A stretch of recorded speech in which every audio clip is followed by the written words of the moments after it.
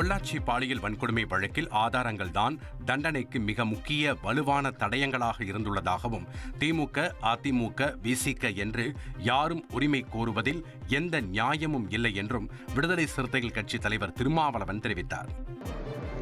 திமுக, அதிமுக அல்லது விசிக என்று உரிமை கோருவதிலே எந்த நியாயமும் இல்லை. சான்றுகள் வலுவாக இருந்தன. குறிப்பாக செல்போன்கள் மற்றும் இதர சமூக வலைத்தளங்களில் அவர்கள் பதிவு செய்த தடயங்கள் இந்த தண்டனைக்கு ஆதாரங்களாக இருந்தன. ஆகவே அவர்களால் தப்பிக்க இயலவில்லை. அதிலிருந்து அவர்களால்